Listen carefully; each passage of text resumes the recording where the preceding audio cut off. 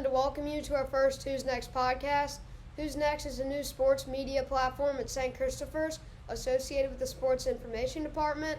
We will be interviewing St. Christopher's athletes from all different sports to gain a better understanding of individual and team goals, as well as our guest recruiting aspirations. So obviously, Andre Greene's here with us today. He's a junior wideout for St. Chris, and he's a shooting guard on the basketball team. He currently has 43 Division I offers for football, including renowned programs such as LSU, Georgia, UNC, Oklahoma, and Penn State. He's ranked 18th overall in the country by 247 and ESPN, and we're just pumped to have him here today. So, Dre, what's up? Good to see you, man. I know all that press. Yeah. When did you start playing football? I started playing football when I was about 7 years old. I know my uncle told me he's been throwing footballs at me since I was like 3, though. So nice. It's good stuff. So what team did you play for when you first started playing with an organization and a team? I played for the Lower Panthers, and I went to East End, and that was my whole rec career. Oh yeah, and Gladly. That's good stuff. So when you were younger, who was kind of like your sports mentor? Did you have one? My uncle and my dad. My uncle was a big football and basketball player. too? Say it again? Was that for football and basketball too? Did your uncle help you with both? My dad was for like football and basketball, but my uncle, he taught me a lot of stuff on the football field. I know your dad's always rolling up with the iPads to our games. I love that. That's good stuff. Yes, sir. So how did you decide – this is kind of jumping ahead, but how did you decide to kind of come to St. Chris? You know, what was that process like? You went to Lynn Haven for middle school, didn't you? Yes, sir. And you came to St. Chris. So how'd that happen? I know y'all familiar with Keyshawn Pulley. His uncle is at the school, and Keyshawn kind of put me on to the school, and ever since then we loved it. We fell in love with it. Yeah, that's good stuff. So now that you've been at St. Chris for 2 years, how would you describe your experience in the classroom and like on the field? It was definitely pretty. It was actually pretty rough in the beginning, but it definitely smoothed out. I definitely feel like this is shaping me to be a better overall person/man in the long run. I know this is probably one of the best experiences ever that I've had because different environment, just teaching me the way of like the real world. But schoolwork definitely was really a tough transition coming from Lynn Haven to St. Chris.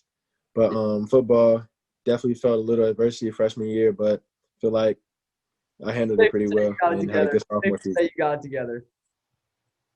Yes, sir. I could not agree more with that. Like I've been to St. Chris for like 14 years now, and it's such an awesome spot. We're really glad to have you. So this is also like more specific to like the football team this year. Who was like the best cornerback that you faced, whether it be somebody from St. Chris in practice or like one of the Benedictine collegiate corners in the game? I can't give nobody else no credit, so I'm gonna have to say Teddy or Mac. Okay. Or Brooks. Teddy. Yeah. Yeah. I respect. I mean, Mac like shattered that interception record as like a sophomore. So I mean, he's not messing around. So when did you know you had D1 potential to play football? I know everyone kind of always like told me that when like I was younger. I know it never really clicked in though. I know I didn't really start it. I didn't really start working hard till maybe this spring. But I know definitely blessed by God. But yeah, I pretty much heard that my whole life. But just now, it's coming true now. So yeah. Were you kind of built like a big kid growing up? Is that why you heard that a lot? Like, were you tall and strong as like a young dude too? I don't know about strong, but I was pretty much taller and bigger than everyone. Yeah, that's good stuff. So this is really getting specific, but I remember going to the Trinity game this past year. I feel like that's kind of when you took off. You know, you had those two like crazy catches. You know, we had the one where you like Odell'd it over the dude, and then obviously the one that got called back, but like should have been the game winner. I know there's still some salt there, but how did those two catches kind of change the trajectory of your football career? Because I felt like you went from like no offers. You know, you were good as a freshman, but like that took you to another level, that game right there. So you want to just talk a little bit about that and what that game meant to you?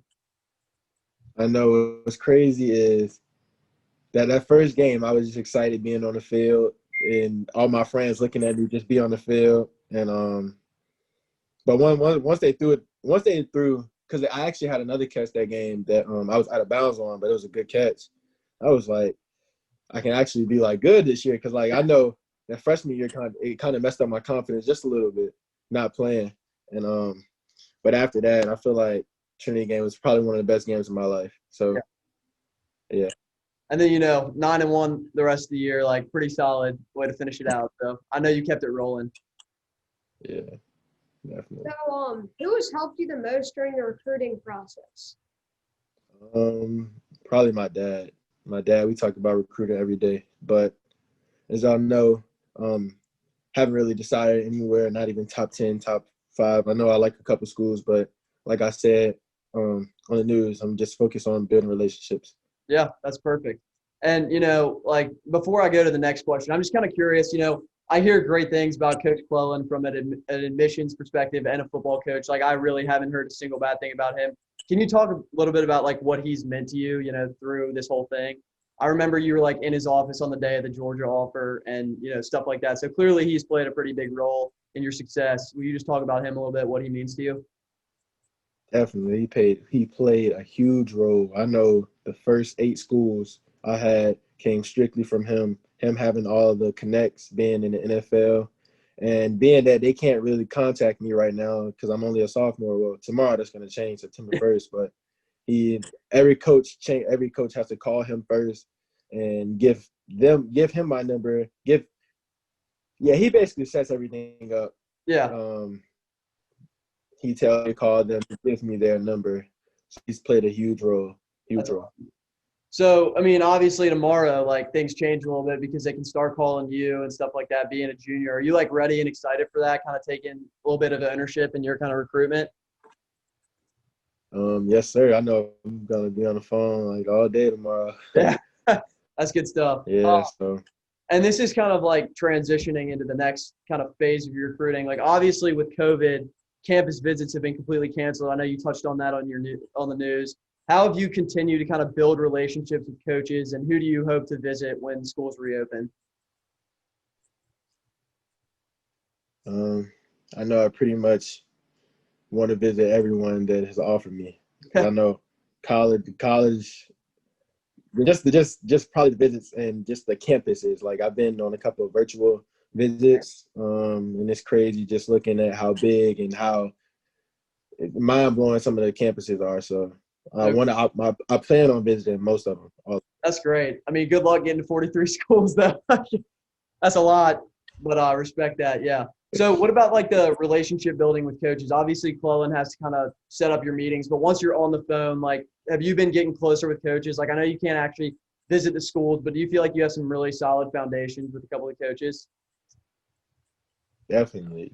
I know almost half of the coaches that I have offers from. I talk to them every week, so That's great. definitely. I know Coach O's pretty invested in you, so that's good stuff. He wants you to try that gumbo.